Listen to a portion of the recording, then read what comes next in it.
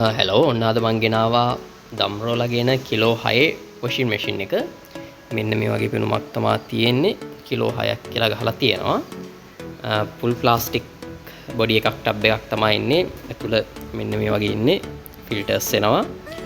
Liquid powder දාන්න පුළුවන් tray එක එනවා.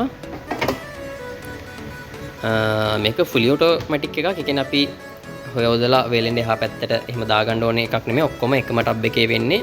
අපිට සමනින් වතුර ඔන් කරලා පව එක දීලා වෙන වැඩක් උනත් කරගන්න පුළුවන්. විනාඩි 45ක් යද්දි මේක ෆුල් වොෂ් වෙනවා.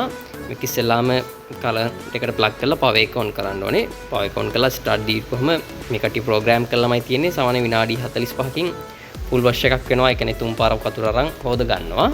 එහෙනම් අපිට ඕනනම් මේකේ සෙටින් වෙනස් කරගන්නත් පුළුවන්. මම කිලෝ 7 වොෂින් මැෂින් එක ගැන කියද්දි ඒක වෙනස් කරගන්න විදිහ ඔයාලට කියන්නම්.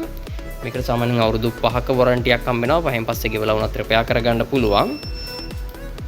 සාමාන්‍යයෙන් අවුරුදු 10ක් විතර ගියාට පස්සේ බයි බෑක් ඔෆ් එකක් අරන් ඩිස්කවුන්ට් එකක් ගන්න පුළුවන්. මේක අද වෙනකොට මාකට් එකේ මිල යනවා 85000ක් වගේ. ඔයාලත් වොෂින් මැෂින් එකක් බැලුවා නම් දම්රෝ ඉනොවෙක්ස් වොෂින් මැෂින් එකක් බැලුවා නම් ළඟම ඉනොවෙක්ස් දම්රෝ ෂොප් එකට ගිහලා බිල් කරලා ගන්න. මගේ වීඩියෝස් හොඳයි නම් මාව සබ්ස්ක්‍රයිබ් කරන්න. ඔයාලටත් කලින් දම්රෝ හෝ ඉනොවෙක්ස් මැෂින් එක පාවිච්චි කරලා තියෙන එක්ස්පීරියන්ස් එකක් තියෙනවා නම් ඒකේ සර්විස් එකකටත් මේකේ කමෙන්ට් එකක් දාන්න. එහෙනම් මම අලුත් වීඩියෝ කියන්නම්. ඔයාලට ජය වේවා.